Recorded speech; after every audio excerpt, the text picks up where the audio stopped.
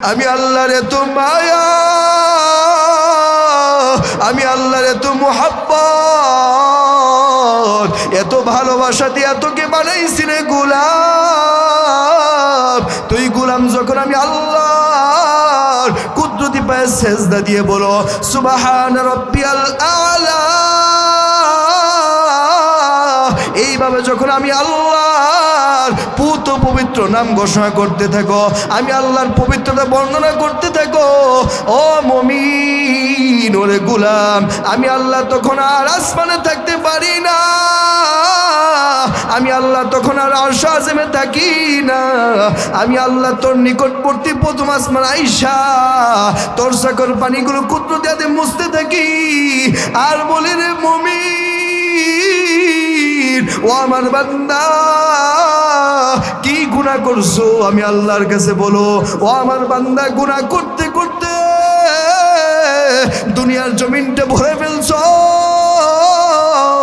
জমিন আর তোমার গুনাহ নেই না, এত গুনাহ করছো, এই জমিনে যত সাগর আছে যত পাহাড় পর্বত আছে সব তুমি ভরে ফেলছো, এরপর তোমার গুনার জায়গা হয় না রে মুমিন। তারপর তোমার গুনাহ দিয়া সাতম জমিন বললা, তোমার গুনাহ দিয়ে সাতম আসমান বললা, তোমার কাছে এই গুনাহ বড় বেশি হইতে পারে, কিন্তু যখন তুমি গোলাম, আমি আল্লাহ পুরা গোলামটা এতদিন আমাকে ভুলেছিলা, বুলাক বান্দা যখন আল্লাহকে বুঝিয়া ওই বান্দারা যখন আল্লাহর কাছে ফেরত আসে, ফেরত আসিয়া যখন আল্লাহর কুদরতি পায়ে সেজদা দেয় আর বলে মালিক এতদিন বুঝি না তোমার দেওয়া আলো বাতাস গ্রহণ করিয়া তোমার দেওয়া নিয়ামত খাইয়া তোমার সাথে নাফরমানি করছি, ও মালিক আমাকে মাফ করে দাও। এইভাবে যখন বান্দা চোখের পানি ছেড়ে খালেস দিয়ে তওবা করে আমার মালিক বলে আমি আল্লাহ আরশ আযমে থাকি না, তখন দুনিয়ার প্রথম আসমান আসিয়া আমি আল্লাহর কুদরতি হাত দিয়া তোমার চোখের পানিগুলো মুছে আর বলি বান্দার কান্দিস না, আর কান্দিস না, আমি আল্লাহ তোর জিন্দেগির গুনাহ মাফ করে দিলাম। বলেন না সুবহানাল্লাহ। আউযু বিল্লাহি মিনাশ শাইতানির রাজীম। বিসমিল্লাহির রাহমানির রাহিম। وقضى ربك ألا تعبدوا إلا إياه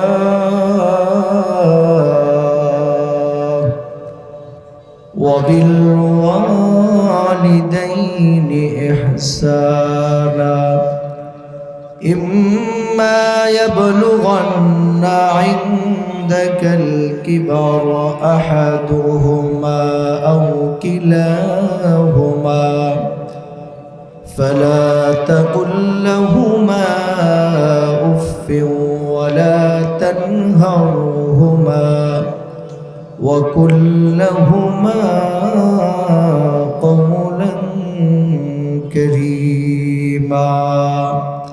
صدق الله العظيم. وقال النبي صلى الله عليه وسلم الجنة تحت أقدام الأمهات أو كما قال النبي صلى الله عليه وسلم إن الله وملائكته يصلون على النبي يا أيها الذين آمنوا صلوا عليه وسلموا تسليما সকলে জবান ছেড়ে মোহাব্বতে কলিজা ভরা দিল ভরা মোহাব্বত নিয়ে সকলে দুরূদ ইব্রাহিম পড়ি اللهم صل على محمد وعلى آل محمد كما صليت على إبراهيم وعلى آل إبراهيم إنك حميد مجيد اللهم بارك على محمد وعلى آل محمد كما باركت على إبراهيم وعلى آل إبراهيم إنك حميد مجيد رحمة للعالمين نبي قرآن প্রমাণ আশিক বিনে কে বুঝিবে আমার দয়াল নবীর শান উম্মত বিনে কে বুঝিবে আমার মায়ার নবীর শান যারা পারে আমার সাথে বলি নবীর শানে রাহমাতাল লিল আলামিন নবী কুরআনে প্রমাণ উম্মত বিনে কে বুঝিবে আমার মায়ার নবীর শান আশিক বিনে কে বুঝিবে আমার দয়াল নবীর শান নবী আমার মদিনারি বুলবুল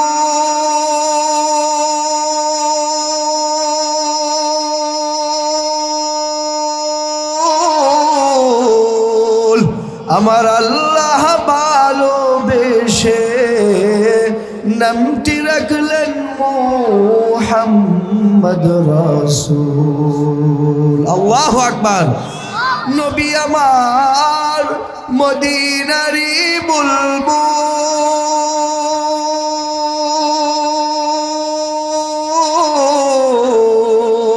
আমার আল্লাহ প্রেম করে নামটি দিলেন হাবিবে রাসূল ওই নবীরে ভুল বুঝিলে ওই নবীরে ভুল বুঝিলে থাকবে না ঈমান আশিক বিনে কে বুঝিবে আমার দয়াল নবীর শান উম্মত বিনে কে বুঝিবে আমার মায়ার নবীর শান বলেন না মারহাবা তালিমুল কুরআন নুরানি হাফেজিয়া মাদ্রাসার উদ্যোগে তৃতীয় বার্ষিক তাফসীরুল কুরআন মাহফিল আজকের ওয়াজ ও দোয়ার মাহফিলে যিনি প্রধান বক্তা হিসেবে উপস্থিত থাকবেন হযরতুল আল্লামা হযরত মাওলানা মুফতি ইকবাল কবির ফারুকী হাফিজাহুল্লাহ খতিব টানবাজার বড় মসজিদ নারায়ণগঞ্জ এবং আজকের ওয়াজ ও দোয়ার মাহফিলে যিনি প্রধান আকর্ষণ হিসেবে আলোচনা করবেন সারা বাংলাদেশের যুবকদের আইডল ইতিমধ্যেই যিনি কুরআন ও হাদিস থেকে আলোচনা করে যুবকদের কলিজা নয়নমণি হয়েছেন হযরতুল আল্লামা হযরত মুফতি সাইফুল্লাহ শামসী হাফিজাহুল্লাহ ইমাম মদিনা মুনাওয়ারা কেন্দ্রীয় জামে মসজিদ এবং সাধারণ সম্পাদক ওলামা ঐক্য পরিষদ 22 নং ওয়ার্ড আজকের ওয়াজ ও দোয়ার মাহফিলে যিনি সভাপতিত্ব করবেন আলহাজ খন্দকার দেলোয়ার হোসেন সাহেব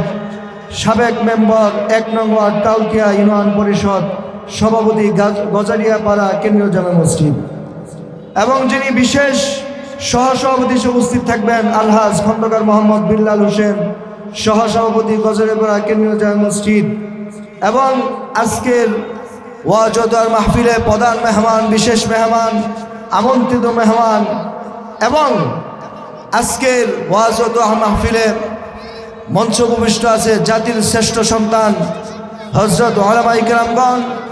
আমার সামনে উপবিষ্ট আছেন আল্লাহ তাআলার জাকিরিন শাকিরিন, আল্লাহ তাআলার মুহাব্বতের বান্দারা। সকলেই কেমন আছেন? ভালো আছেন?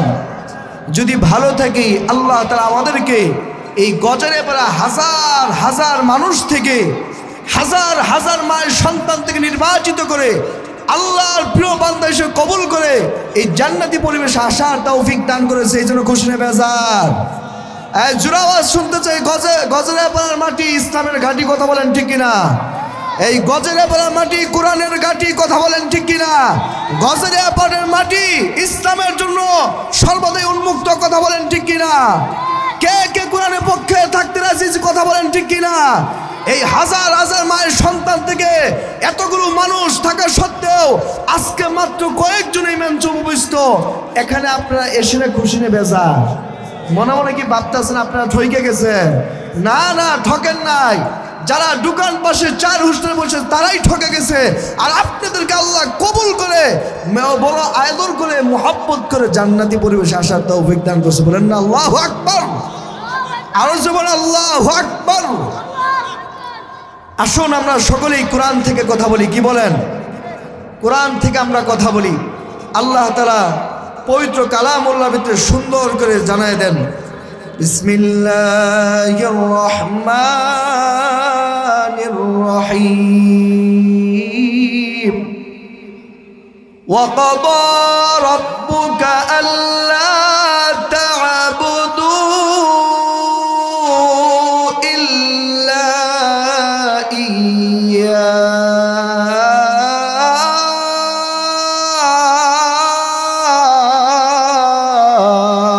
আল্লাহু আকবার। আমার আল্লাহ তাআলা দুনিয়ার মানুষদেরকে জানায় দেন, ও আমার বান্দা বান্দিরা, আমি আল্লাহ তাআলার পক্ষ থেকে চূড়ান্ত সিদ্ধান্ত করে দিলাম, চূড়ান্ত ফয়সালা করে দিলাম রে গোলাম।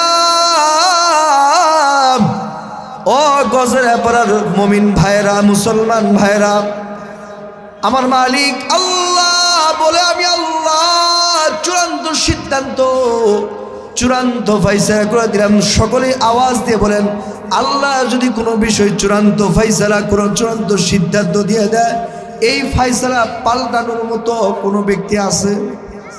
আছে? এমন ক্ষমতা কারো আছে? না না, আমার মালিক বলতেছে, আমি রব্বে কারীম আল্লাহ। কলিজা থেকে মুহাব্বত করে একটা ডাক দেন আল্লাহ, আরেকটা ডাক দেন না আল্লাহ। যেই মালিক বলতেছে রে গোলাম, ওরে মুমিন, আমি আল্লাহর পক্ষ থেকে চূড়ান্ত সিদ্ধান্ত করে দিলাম, আমি আল্লাহর পক্ষ থেকে চূড়ান্ত ফয়সালা করে দিলাম।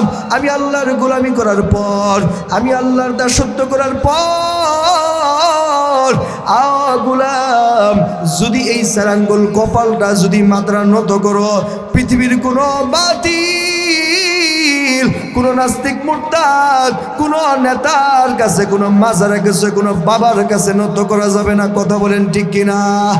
রে গোলাম, আল্লাহ বলেন মুমিন, যদি নত করো, যদি মাথা ঠেকাও, যদি তোমার এই চারাঙ্গুল কপালটা ঠেকাও, আমি রব্বুল আলামিনের কুদরতি পায়ে ঠেকায় দাও। কথা বলেন ঠিক কিনা? আল্লাহ বলতেছে মুমিন, আমি আল্লাহর পক্ষ থেকে চূড়ান্ত সিদ্ধান্ত, চূড়ান্ত ফয়সালা, যদি গোলামি করো, যদি দাসত্ব করো, যদি মাথা নত করো, আমি আল্লাহরই গোলামি করবা, আমি আল্লাহরই দাসত্ব করবা, আমি আল্লাহর কুদরতি পায়ে তুমি মাথা নত করবা। কথা বলেন ঠিক কিনা? আল্লাহ বলে মুমিন, তোমার যদি কোনো সাহায্যের প্রয়োজন হয়, হয়, তোমার যদি কোনো সহযোগিতার প্রয়োজন হয়, ও মুমিন, আমি আল্লাহর পক্ষ থেকে তোমার জানায় দিলাম, আমি আল্লাহর কাছে চাইবি, দুনিয়ার কোনো মানুষের কাছে চাইবি না। দুনিয়ার মানুষের কাছে একবার চাইবা, দিবে, মুখটা কালা করবে। দ্বিতীয়বার চাইবা, আরো কালা করবে। তৃতীয়বার চাইবা, তোমাকে ধাক্কা মেরে বের করে দিবে। কথা বলেন ঠিক কিনা? কিন্তু আপনি এমন মালিকের গোলাম, আল্লাহ বলে, রে বান্দা, আমি আল্লাহকে একবার ডাক দিবি, আমি আল্লাহ তোর ডাকের বহুবার সাড়া দিব। বলেন না সুবহানাল্লাহ? ওই আল্লাহর ডাকতে রাজি আছি? এজরা বলেন রাজি আছি? যদি রাজি থাকে একটা ডাক দেন, আল্লাহু আকবার। আরেকটা বলেন না, আল্লাহু আকবার। ও মুমিন, আল্লাহ বলতেছেন, মুমিন, যদি সাহায্যের প্রয়োজন হয়, আমি মালিকের কাছে চাইবা, দুনিয়ার কারো কাছে চাইবা না। দুনিয়ার মানুষের স্বভাব হইল একবার দিবে, মুখটা কালা করবে। দ্বিতীয়বার দিবে, আরো বেশি মন খারাপ করবে। তৃতীয়বার তোমাকে ধাক্কা মেরে বের করে দিবে। কিন্তু আমি রব্বুল আলামিন, আমি আল্লাহর এত মায়া, আমি আল্লাহর এত মুহাব্বত, এত ভালোবাসা দিয়ে তোকে বানাইছি রে গোলাম। তুই গোলাম যখন, আমি আল্লাহর কুদরতি পায়ে সেজদা দিয়ে বলো, সুবহান রাব্বিয়াল আলা। এইভাবে যখন আমি আল্লাহর পুত পবিত্র নাম ঘোষণা করতে থাকো, আমি আল্লাহর পবিত্রতা বর্ণনা করতে থাকো, ও মুমিন, ওরে গোলাম, আমি আল্লাহ তখন আর আসমানে থাকতে পারি না। আমি আল্লাহ তখন আর আরশ আযমে থাকি না। আমি আল্লাহ তোর নিকটবর্তী প্রথম আসমান আইসা তোর সাগর পানিগুলো কুদরতে মুছতে থাকি আর বলি, রে মুমিন, ও আমার বান্দা, কি গুনাহ করছো? আমি আল্লাহর কাছে বলো, ও আমার বান্দা, গুনাহ করতে করতে দুনিয়ার জমিনটা ভরে ফেলছো। জমিন আর তোমার গুনাহ নেই না, এত গুনাহ করছো।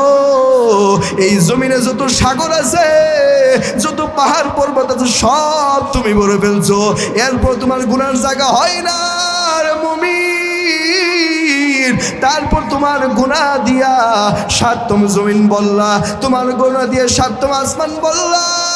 তোমার কাছে এই গুনাহ বড় বেশি হইতে পারে, কিন্তু যখন তুমি গোলাম, আমি আল্লাহ পুরা গোলামটা, এতদিন আমাকে ভুলেছিলা, বুলা বান্দা যখন আল্লাহকে বুঝিয়া ওই বান্দারা যখন আল্লাহর কাছে ফেরত আসে, ফেরত আসিয়া যখন আল্লাহর কুদরতি পায়ে সেজদা দেয়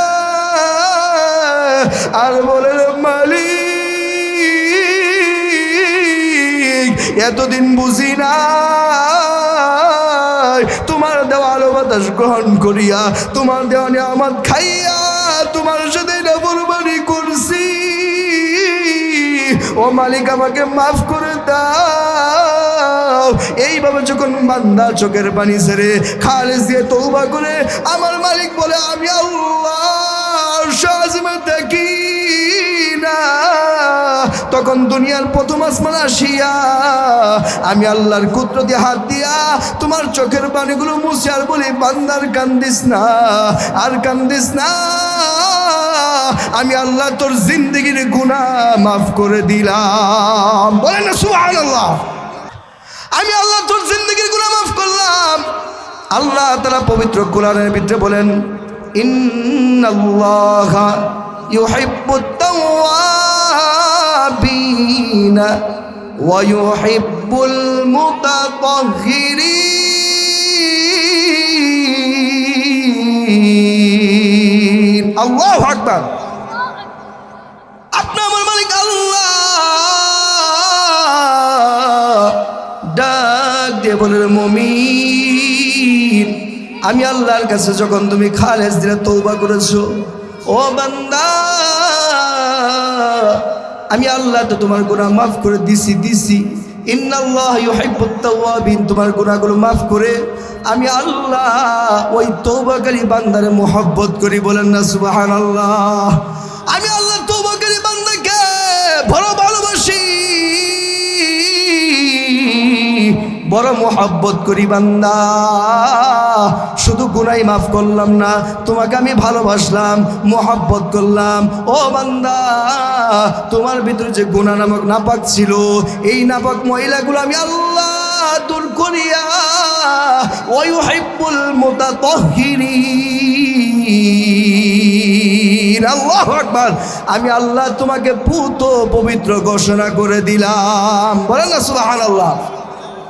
এই জন্য বাবাজি আমার, আমি কথা বলতেছি, আল্লাহ বলে ওয়াকাদা রাব্বুকা আল্লা তা'বুদু ইল্লা ইয়্যাহ। আল্লাহ বলে গোলাম, আমি আল্লাহর পক্ষ থেকে চূড়ান্ত সিদ্ধান্ত, চূড়ান্ত ফায়সালা করে দিলাম, আমি আল্লাহর গোলামি করবা, আমি আল্লাহর দাসত্ব করবা, আমি আল্লাহর কাছে চাইবা, আমি আল্লাহর কুত্তু দিবা, সেজদা দিবা। দুনিয়ার কোনো বেঈমান নাস্তিক মুরতাদ মাজারে বাবার কাছে দেওয়া যাবে না, কথা বলেন ঠিক কিনা? ও মুমিন, ও গজরেবার ভাইরা, ভালো করে শুনে নাও, আল্লাহর গোলামি পর, আল্লাহর দাসত্ব পর, এই পৃথিবীর জমিনে যার সাথে সবচেয়ে বেশি ভালো ব্যবহার করবা, যার সাথে সবচেয়ে সুন্দর ব্যবহার করবা, যাদের সাথে সবচেয়ে সুন্দর অঙ্গভঙ্গিতে কথা বলবা, যাদের সাথে পৃথিবীর জমিনে সবচেয়ে দামি ভাষায় কথা বলবা, আমি আল্লাহ তোমাদেরকে জানাই দিলাম, তোমার মা এবং তোমার বাবার সাথে ভালো ব্যবহার করবা, বলেন না সুবহানাল্লাহ। আল্লাহ বলে ওয়াবিল ওয়ালিদাইনি ইহসানা, তোমার পিতা মাতার সাথে সুন্দর ব্যবহার করো, তাদের সাথে ইহসান করো। ইনসাফ করতে বলে নাই, এখানে একটু ব্যাখ্যায় আসি, ভালো করে বুঝেন। ইহসান কাকে বলে, ইহসান কাকে বলে, আর ইনসাফ কাকে বলে? ইনসাফ তাকে বলা হয়, তোমার মা, তোমার বাবা তোমাকে 10 বছর লালন পালন করেছে, অথবা ধরো তোমার মা তোমাকে 3 বছর লালন পালন করেছে।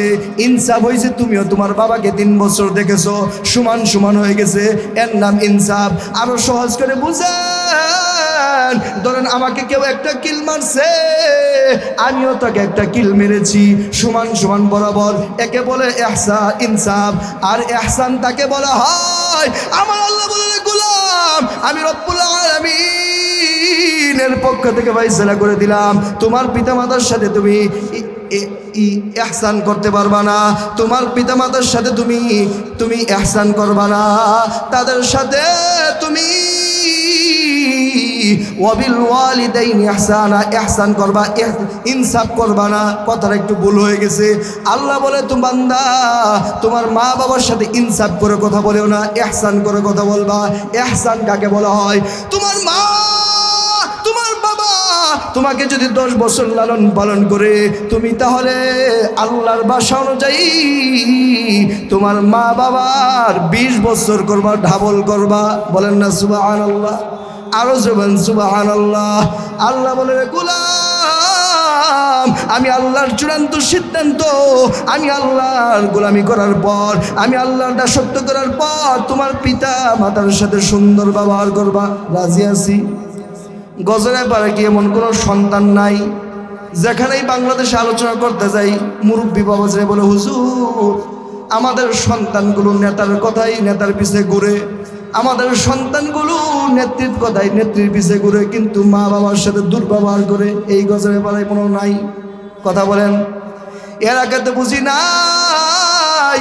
অসন্তান, তোমার প্রতি মেসেজ, তুমি যদি তোমার জীবন উন্নতি করতে চাও, তুমি যদি সম্মানে থাকতে চাও, ইজ্জতে যদি থাকতে চাও, ভালো রুজিক যদি খাবার খাইতে চাও, যদি তোমার ভালো চাকরির প্রয়োজন হয়, তাহলে আল্লাহর কথা অনুযায়ী তোমার মা বাবার সাথে সুন্দর ব্যবহার করো, তাদের সাথে সুন্দর আচরণ করো। যদি আচরণ সুন্দর করতে পারো, যদি মা বাবাকে খুশি করতে পারো,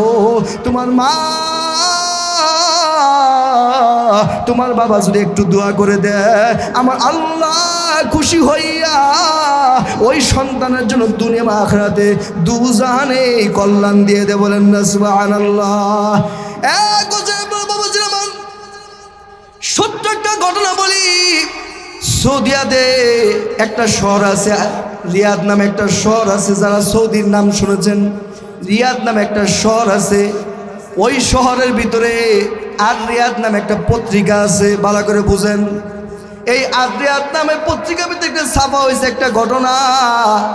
এই কারণে ছাপা হয়েছে, এই ঘটনা দিয়ে ওই দেশের যে সুপ্রিম কোর্টে যে যিনি রায় দেন উনি কাঁদছে, এবং ওই সুপ্রিম কোর্টের ভিতরে যতগুলো মানুষ ছিল সবাই কাঁদছে।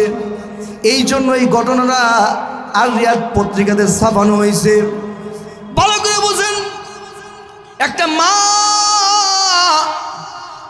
তার দুইটা সন্তান ছিল। ওই মার দুইটা সন্তানের ভিতরে বড় সন্তানটা মাকে বড় কষ্ট করে রুজি রোজগার করে কামাই করে খাবার খাওয়ায় তার বাড়িতে রাখছে। কিন্তু ছোট্ট ছেলেটা পড়ালেখা ওই ভাই করাইছে। পড়ালেখা করার শেষে ওই ছোট্ট সন্তানটা আস্তে আস্তে করে যখন বড় হয়েছে, পড়ালেখা শেষ, ভালো চাকরি করেছে, ভালো টাকা আর্ন করে, ভালো টাকা ইনকাম করে, ভালো টাকা স্যালারি পা। এবার যখন দেখলো ছোট্ট ভাই, আমার বড় ভাই আমার মাকে রাখে, আমার মা অসুস্থ মানুষ, আমার মার সেবা শুশ্রূষা করে। ওই ছোট ওই মহিলার দুইটা সন্তানই কোরআনের শিক্ষায় শিক্ষিত ছিল, তাদের ভিতরে ইসলামের প্রেম ছিল, তাদের ভিতরে কোরআনের মহব্বত ছিল, আল্লাহর নবীর মহব্বত ছিল। এই জন্য ছোট্ট সন্তান বুঝতে পারছে মা বাবাকে খুশি করতে পারলে আমার আল্লাহ খুশি হয়ে যা, আর আল্লাহ খুশি হলে তার জন্য জান্নাতের দরজা খোলা। কথা বলেন ঠিক কিনা? এই জন্য ছোট্ট সন্তান বলতেছে, ভাই তোমার ইনকাম কম, তুমিও আস্তে আস্তে বৃদ্ধ হয়ে গেছো, তোমার শরীর দুর্বল হয়ে গেছে। ও ভাই, বহুদিন ধরে তুমি মাকে লালন পালন করতেছো, ভাই বহুদিন ধরে মার সেবা শুশ্রূষা করতেছো, করে করে তুমি কি একাই জান্নাতটা নিতে চাও? ভাই তুমি যদি আমাকে অনুমতি দাও, আমি তাহলে তোমার থেকে আমি ইনকামও বেশি করি, আমার ভালো চাকরি আছে, তুমি অনুমতি দিলে আমার মাকে নিয়ে আমার বাড়িতে একটু রাখতে চাই, আমিও মার একটু সেবা শুশ্রূষা করতে চাই, মার খেদমত করতে চাই, আমিও তো আল্লাহর তৈরি জান্নাতে যাইতে চাই। কথা বলেন ঠিক কিনা? আমার বড় ভাই বলতেছে, না না আমি দিতে পারবো না, যদি আমার ইনকাম কম, কিন্তু আমি মাকে ভালোবাসি। ও ছোট ভাই, তোর ইনকাম বেশি, তুই যুবক মানুষ, মার খেদমত বুঝবি না। এরকম করতে করতে যখন দেখলো বড় ভাই কোনোভাবে রাজি হয় না, ছোট ভাই তখন আদালতে মামলা করেছে। মামলা করার পর এবার জজ সাহেব রায় অমুক দিন বলছে, তোমরা অমুক দিন আসবা। আসার পর আদালত জিজ্ঞেস করতেছে, তোমার কি আবদারে তুমি মামলা করলা? ছোট সন্তান বলে, ও জজ সাহেব,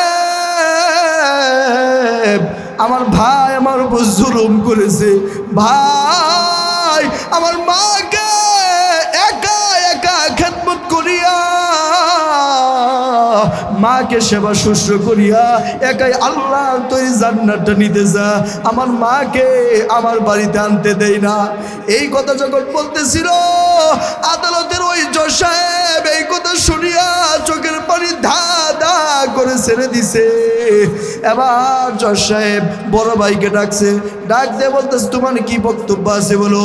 এবার ওই বড় ভাই আদালতের প্রাঙ্গণে খাড়ায় বলতেছে, ও জজ সাহেব, আমার ছোট ভাইয়ের বয়স কম, আমার মার খেদমত এরকম বুঝবে না। আমি যদি ইনকাম কম করি, কিন্তু আমি আমার মার খেদমত করতে করতে অভ্যস্ত হয়ে গেছি। আমার মার ওই প্রস্রাব পায়খানা পরিষ্কার করতে করতে আমার লাগে আর গন্ধ লাগে না। আমি চাই আমার মা বাকি জিন্দগি আমার বাড়িতে থেকুক, আমি তার খেদমত করে জান্নাতটা আমি ক্রয় করে নেই। এই কথা বলার পর জজ সাহেব তখন চোখের পানি দা দা করে সে দিয়ে ওই আদালতের সমস্ত মানুষ কান্দে। আমাদের বাংলাদেশের সন্তানগুলো মা বাবাকে নিতে চাই না, পাল্লা আরো বাড়ির থেকে বের করে দেয়, বাড়ির থেকে বের করে দিয়ে বৃদ্ধাশ্রমে পাঠায় দেয়, অথবা গাড়ি করিয়া রাস্তায় ফেলে আসে না নাই? এমন কুলাঙ্গার সন্তান আছে না নাই? এবার জজ সাহেব তখন তিনি কি রায় দিবে? কিংকং তো বিমূঢ় হইয়া হতভম্ব হয়ে গেছে, কি বলবে, কি রায় দিবে? এবার জজ সাহেব মাকে ডাকতে বলছো, মা আপনার কি বক্তব্য আছে এসে দেন। এবার মা আদালতে দাঁড়ায় গেছে, দাঁড়ায় যখন তিনি বক্তব্য দিবে, ওই মুহূর্তে ছোট সন্তান এরকম করে বলতেছে, মা, দুইটা হাত জোর করে বলি, ও মা, তোমার খেদমত থেকে আমাকে বঞ্চিত করো না। ও মা, তোমার কাছে হাত জোর করে বলতেছি, মা, আমাকে দাঁড়ায় দিও না তোমার থেকে। মা এইভাবে যখন ছোট সন্তান বলতেছিল, ছোট সন্তানেদের দেখাইছে, এবার মুখটা ঘুরাইয়া মা দ্বিতীয় সন্তান বড় সন্তানের দিকে তাকাইছে। বড় সন্তানের হাতটা এরকম জোর করে বলে, মা, আমি বড় সন্তানকে তোমার খেদমত থেকে দূরে তাড়ায় দিও না। ও মা, আমাকে তোমার খেদমত থেকে জুদা করিও না। ও মা, ও মা, বাকি জিন্দগি আমি তোমার খেদমত করে তো আমি আল্লাহর তরে জান্নাতে যেতে চাই। এবার মা দুই সন্তানের আকতমি কতে দেখিয়া মা চোখের পানি ফেলে। এবার মা বলতেছে, ও জজ সাহেব, আপনি যেই রায় দিবেন আমি ওটাই মানব। মা জানে বড় ছেলের কথা বললে ছোট সন্তানের মন খারাপ হয়ে যাবে, এবার যদি ছোট সন্তানের কথা বলে বড় সন্তানের মনটা বড় খারাপ হয়ে যাবে। এই জন্য মা কোনোদিন সন্তানদেরকে দুই চোখে দেখে না। সন্তান পাঁচটা কিন্তু কোনোদিন এক হয় না, একটাও যদি বেডঙ্গা হয়ে যায় তারপরেও মা কিন্তু সন্তানগুলোকে এক চোখেই দেখে কথা বলেন, ঠিক কিনা? মার বানাতে বসে এত গভীর। এবার জজ সাহেব রায় দেয়, সকলেই কান্দে। জজ সাহেব বলতেছে, ও বড় সন্তান, তো বড় সন্তানের ইনকামের কথা শুনলো। জজ সাহেব ছোট সন্তানকে জিজ্ঞেস করতেছে, তোমার ইনকাম কত? জজ সাহেব মিলায় দেখলো বড় সন্তান থেকে ছোট সন্তানের ইনকামের অবস্থা অনেক ভালো, অনেক বেশি ইনকাম করে। বাড়ির কথা জিজ্ঞেস করছে দুটো সন্তানকে। জজ সাহেব দেখলো ছোট সন্তানের বাড়িটাও অনেক বেশি ভালো। এবার জজ সাহেব রায় দেয়, বলতেছ, দুইটা সন্তান, শোনো শোনো, ও বড় সন্তান, তুমি অনুমতি দাও। তোমার অনুমতি নিয়া এবার আমি রায় দিতেছি, তোমার মাকে ছোট সন্তানের কাছে দিয়ে দাও। কেননা তোমার ইনকামের অবস্থা বেশি ভালো না, তুমিও তো দুর্বল হয়ে পড়ছো। তোমার ছোট ভাই ইনকাম ভালো করে, তোমার ছোট ভাইয়ের শরীরে ভালো শক্তি আছে, তাহলে তোমার ছোট ভাই ভালো ইনকাম করিয়া তোমার মাকে একটু ভালো ফল ফুট খাওয়াইতে পারবে। তোমার ছোট ভাই যেহেতু জোয়ান আছে, ভালো খেদমত করতে পারবে। এবার ছোট ভাইকে মাকে দিয়ে দিল। দেওয়ার পর এবার জজ সাহেব বলতেছে, ও ছোট সন্তান, তোমার প্রতি আমার কথা হইল, তোমার বড় ভাই যদি কোনোদিন তোমার মাকে নিতে আসে, নিজে তুমি কান্দ করিয়া তোমার বড় ভাইয়ের বাড়িতে রেখে আসবা। কথা বলেন, ঠিক কিনা? এই যে একটা ঘটনা আজকে দেখা যায়, সৌদি শহরের সন্তানগুলো মা বাবার খেদমত করার জন্য মামলা করে, আর বাংলাদেশের সন্তানগুলো মা বাবাকে ঘর থেকে বের করার জন্য, সম্পদ থেকে পৃথক করার জন্য তাদেরকে বিভিন্ন নেতার মাধ্যমে ধরিয়া ধরিয়া মা বাবাকে বের করে দেয়। আসে না নাই? জোরে বলেন না, আসে না নাই? এই জন্য বলবো, বাজারিয়া পাড়ার মাটি ইসলামের ঘাঁটি, কথা বলেন, ঠিক কিনা? এরকম কুলাঙ্গার সন্তান যারা আছে মা বাবার সাথে দুর্ব্যবহার করে, তাদেরকে বলবো, মা বাবাকে নারাজ করে আমার আল্লাহ নারাজ হয়ে যায়, দুনিয়া মা আখিরাত দুটোটাই ধ্বংস হয়ে যাবে। কথা বলেন, ঠিক কিনা? আর যদি মা বাবাকে তুমি খুশি করতে পারো, তাহলে তোমার ইজ্জত সম্মান আল্লাহ তার দুনাজারা দিয়ে দিবে। বলেন না সুবহানাল্লাহ?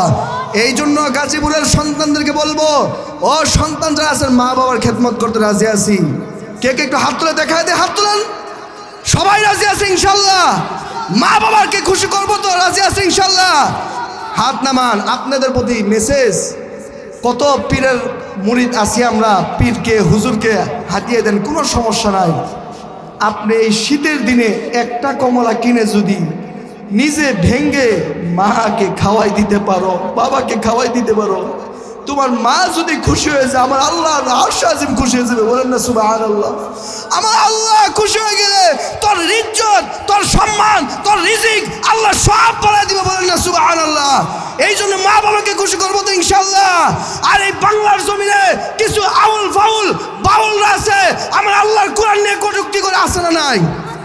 এই যেমন আছে না নাই? আমার আল্লাহর কোরআন নিয়ে ব্যঙ্গ করে, তারা আল্লাহকে নিয়ে গালি দেয়, নবীকে গালি দেয়, তারা বলে কুল আউযু বিরাব্বিন নাস।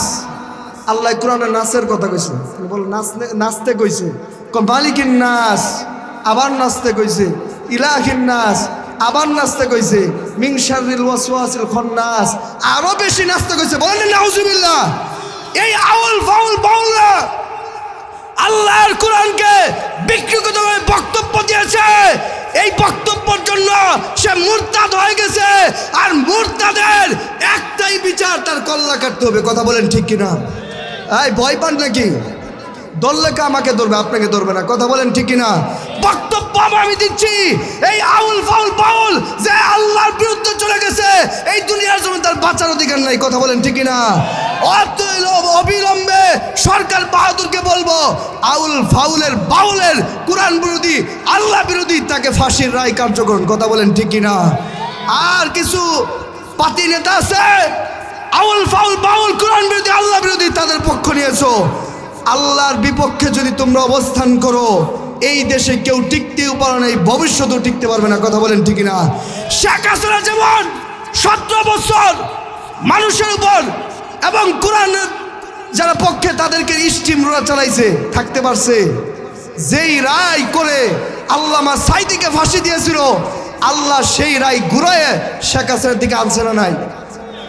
বলে আনছে না নাই? মন খারাপ করতেছেন?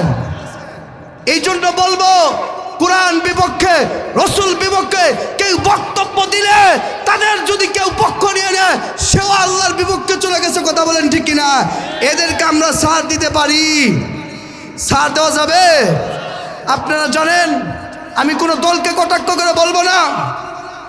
একটা কথা বলে শেষ করে দিচ্ছি, এই বাংলাদেশের সকলেই সুন্দরভাবে রাজনীতি করবে। কথা বলেন ঠিক কিনা? যার যে মত প্রকাশ করবে, কিন্তু কোনো ব্যক্তি যদি কোরআনের বিপক্ষে, আল্লাহর বিপক্ষে অবস্থান নেয়, তাকে আমরা ছাড় দিব? ছাড় দিব? মির্জা ফখরুল গতকাল বলেছে, কিছু ধর্ম অন্ধ যারা আছে, তারা আউল ফাউলের বিপক্ষে মামলা করেছে। এই আমরা কি ধর্ম অন্ধ? না কেন? আমরা কোরআনকে ভালোবাসি, আল্লাহকে ভালোবাসি, নবীকে ভালোবাসি। কথা বলেন ঠিক কিনা? মির্জা ফখরুল, আপনার বক্তব্য যদি উদ্যোগ না করেন, আল্লাহ আপনাকে দশায় মাটির নিচে পৌঁছায় দিবে। কথা বলেন ঠিক কিনা?